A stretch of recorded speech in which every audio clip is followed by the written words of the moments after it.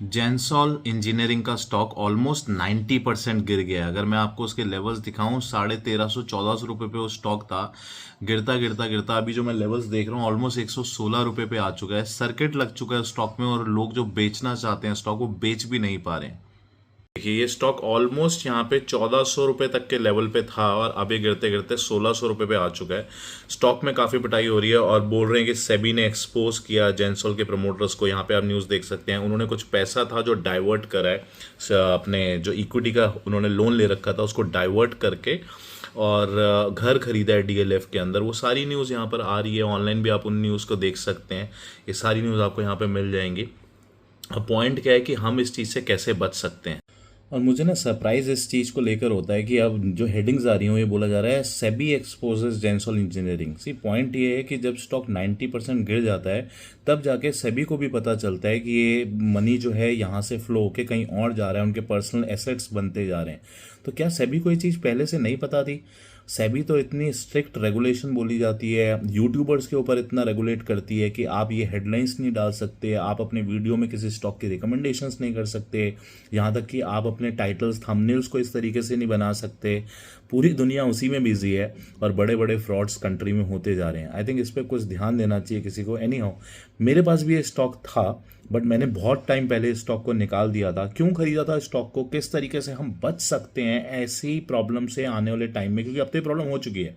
बहुत लोग आपको ये बता रहे होंगे कि देखिए ये नंबर्स आए, वो नंबर्स आए, इतने का फ्रॉड हुआ, उतने का फ्रॉड हुआ। सी पॉइंट ये है कि वो नंबर्स जानने का कोई फायदा नहीं रहा। अब पॉइंट ये है कि क्या हम किस तरीके से इस स्टॉक से बच सकते थे, ऐसी क्या इन्फॉर्मेशन हमारे पास थी कि हम आने वाले टाइम में या अभी भी कोई स्टॉक आपके पोर्टफोलियो में पड़ा है तो क्या मैं उस चीज़ को चेक कर सकूं कि क्या इस कंपनी में तो ऐसा फ्रॉड नहीं हो रहा। ऐसी कुछ इन्फॉर्मेशन मुझे मिल सकती है। जी हाँ, मैं वही चीज़ आपके साथ शेयर करूंगा इस वीडियो में, so that it will be helpful for you. क्योंकि मैंने भी जैसा आपको बताया स्टॉक बाय किया था बट बहुत टाइम पहले ही, ऑलमोस्ट 700 लेवल के आसपास जनवरी में मैं दिखाता हूं आपको अभी, वो सेल आउट कर दिया था। इस कंपनी में बहुत सारे ऑर्डर्स आ रहे थे, इसी वजह से स्टॉक बहुत पॉपुलर होता जा रहा था कि आपको 3000 करोड़ के ऑर्डर, 5000 करोड़ के ऑर्डर। कंपनी से जब कॉन कॉल्स में पूछा जा रहा था कि नेक्स्ट ईयर के आपके क्या टारगेट्स हैं, तो 5000 करोड़ की बोल रहे थे सेल्स हो जाएंगी, 6000 करोड़ की सेल्स हो जाएंगी। तो रेवेन्यू टारगेट्स बहुत बढ़ बढ़ कर आ रहे थे। ऑर्डर बुक कंपनी को बहुत बड़ी बड़ी ऑर्डर्स दिखा रहे थे, वो हमें मिल रहे हैं। तो जब ये चीज़ें मिलती हैं तो एक जो इन्वेस्टर होता है उसको बहुत चीज़ें फैसिनेट करती हैं कि यार कंपनी को इतने बड़े बड़े ऑर्डर्स मिल रहे हैं और ये ईवी इलेक्ट्रॉनिक्स के अंदर है, तो जो कि आज की डेट में सबसे बड़ा सेक्टर बोला जा रहा है, बूम पे है, ट्रेंड में है। तो बहुत लोग इन्वेस्टर ऐसे बहुत फैसिनेट होते हैं इन चीज़ों को सुन के कि कंपनी को ऑर्डर्स भी मिल रहे हैं और जब उनके कॉन कॉल में बात करी जा रही है वो भी ये बता रहे हैं कि हाँ हमारे तो टारगेट्स बहुत बड़े बड़े हैं। तो फिर भी हम क्या ऐसा देख सकते हैं जिससे ये हमें पता चल जाए कि ऐसी कंपनीज में कुछ ना कुछ तो प्रॉब्लम हो रही है। क्योंकि होता है ना, जब चोर चोरी करता है वो कहीं ना कहीं अपनी कुछ ना कुछ निशान छोड़ जाता है। तो मैंने भी कुछ ऐसे ही निशान देखे थे इस कंपनी के अंदर, जिसकी वजह से मैंने इस कंपनी का स्टॉक बेच दिया था। यहाँ पर ऑलमोस्ट 23 जनवरी के आसपास मैंने अपने स्टॉक्स जितने भी थे धीरे धीरे करके सब बेच दिए थे। 727 728 रुपीज़ के आसपास ये स्टॉक्स मैंने सारे अपने पोर्टफोलियो से निकाल दिए थे यहाँ पे 23 जनवरी को।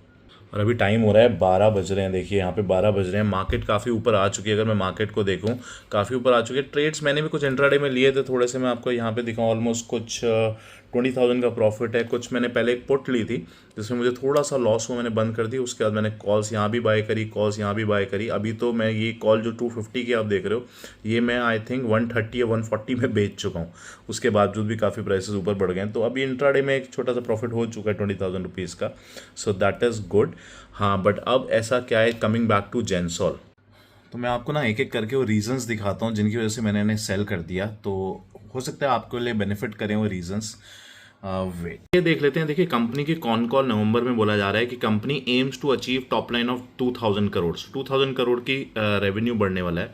उसके बाद जब वो ये नीचे आते हैं यहाँ पे बोलते हैं कि 3000 करोड़ का हमारा 12 ईयर्स का है। और यहाँ पे जब मैंने देखा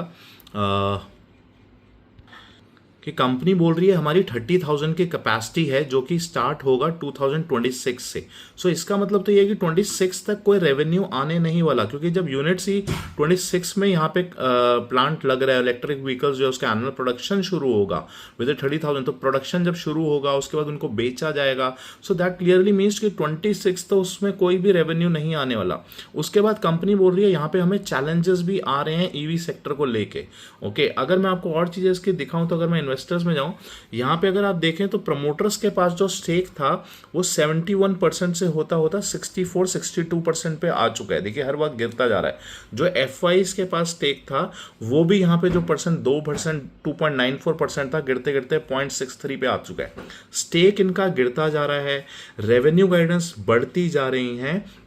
और अगर मैं तीसरी चीज आपको दिखाऊं, यहाँ पे जो 62.66% आपको लग रहा होगा प्रमोटर्स के पास है स्टेक है, अगर मैं इसकी थोड़ी सी और डिटेल्स दिखाऊं तो ये देखिए कंपनी के जो प्रमोटर्स थे वो कितने स्टॉक्स अपने प्लेज कर रहे हैं। प्लेज मतलब होता है गिरवी रखना। 2000 ये जो रेड बार है ये आप प्लेजिंग की है, तो देख रहे हैं रेड बार बढ़ती जा रही है। अगर मैं यहाँ पे माउस पॉइंटर ले जाके आपको दिखाऊं, देखिए जो पहले कंपनी के पास प्लेज था वो था 42.78 का, बढ़ के हुआ 63 के करीब, उसके बाद ये बढ़ के हुआ 78, फिर बढ़ के हुआ 79 और फिर बढ़ के हुआ 81%। कंपनी के पास प्रमोटर अपना स्टेक भी कम कर रहा है और जो स्टॉक्स हैं वो प्लेज करता जा रहा है, मतलब कि गिरवी रखता जा रहा है। एफआईज अपना स्टेक कम करती जा रही हैं। और चीज़ें भी इसमें अगर मैं आपको दिखाऊं, कंपनी की बैलेंस शीट में जाओ, जो कंपनी की बोरोइंग्स हैं, कंपनी की बोरोइंग्स यहाँ पे बढ़ती जा रही हैं, समझ रहे हैं आप। उसके बाद मैं आपको और रीजन दिखाऊं, जो कंपनी बोल रही है हमारे रेवेन्यू बढ़ते जा रहे हैं, रेवेन्यूज का टारगेट्स देख रहे हैं। अगर यहाँ क्वार्टरली में आपको सेल्स दिखाऊं तो क्वार्टरली सेल्स जो ऑलमोस्ट 300 350 400 करोड़ के आसपास से सेल्स हो रही थी वो वहीं की वहीं है पिछले 4-5 क्वार्टरों से। सेल्स में कोई भी आपको देखो तो यहाँ पे ग्रोथ नहीं दिख रही है। ओके, तो ये कुछ क्लियर इंडिकेशंस थे गाइस। अगर आप देखो ना, कंपनी के रिजर्व्स जो वो बोल रहे हैं कि हमें बहुत ज़्यादा रेवेन्यू गाइडेंस दे रहे हैं, ऑर्डर्स मिल रहे हैं, बट ऐसा बैलेंस शीट सेल्स में दिख नहीं रहा है। सेल्स उनमें कोई ग्रोथ नहीं आ रही है उनके। वो बोल रहे हैं हमें ऑर्डर्स मिल रहे हैं, दूसरी जगह वो ये बोल रहे हैं कि हमारे ऑर्डर्स जो है वो 26 से स्टार्ट होंगे। तो 26 मतलब ये तो बहुत टाइम पड़ा है उसको ऑर्डर्स में दिखने के लिए। तो ऐसा तो नहीं है, कंपनी का जो प्राइस था वो बहुत ज़्यादा ऊपर जा चुका था, ऑलमोस्ट 1400 रुपये पे जा चुका था। तो ये सब क्लियर इंडिकेशन थे। प्रमोटर अपना स्टेक्स कम करते जा रहे थे, एफआईज अपना स्टेक कम करते जा रहे थे। प्रमोटर्स के पास जो 62-63% स्टेक था वो भी उनकी प्लेजिंग गिरवी बढ़ती जा रही थी। ये सब क्लियर इंडिकेशन था कि वो ये कहते हैं ना, जब चोर चोरी करता है तो कहीं ना कहीं तो अपने निशान छोड़ देता है। तो इन सब से मेरे को ये रियलाइज हुआ कि नहीं, ऑर्डर देखिए, जब भी कभी किसी कंपनी की ऑर्डर बुक आती है ना कि हम इतना ऑर्डर अचीव करने वाले हैं, ये लेने वाले हैं, आप उस चीज को जाके ये जरूर चेक करिए कि क्या वो रिफ्लेक्ट कर रहा है सेल्स में। राइट, अब आप बोलेंगे यार ऑर्डर तो आज मिला है, आने वाले टाइम में सेल्स रिफ्लेक्ट करेंगी। जी हाँ, मैं तब तक वेट करने के लिए तैयार हूं, मुझे कोई प्रॉब्लम नहीं। तब तक हो सकता है स्टॉक प्राइस ऊपर चले जाए, जी हाँ, मैं तब भी लेने के लिए तैयार हूं, but I want to be on the safer side. Stock market is all about risk and reward, right. तो अभी जो रिस्क था वो बहुत ज्यादा था, सेल्स दिख नहीं रही थी यहाँ पे, जितने भी ऑर्डर्स मिल रहे थे वो कहीं भी रिफ्लेक्ट नहीं हो रहे थे। जो प्रमोटर्स थे अपने प्लेज बढ़ाते जा रहे थे, स्टेक कम करते जा रहे थे, बोरोइंग्स बढ़ती जा रही थी। क्लियर इंडिकेशन था कि कंपनी में कुछ ना कुछ प्रॉब्लम जरूर हो रही है। मैंने भी गलती से स्टॉक लिया, बट हाँ, उस गलती को मैंने बहुत जल्दी सुधार लिया। So that is very important. So I hope it will help you.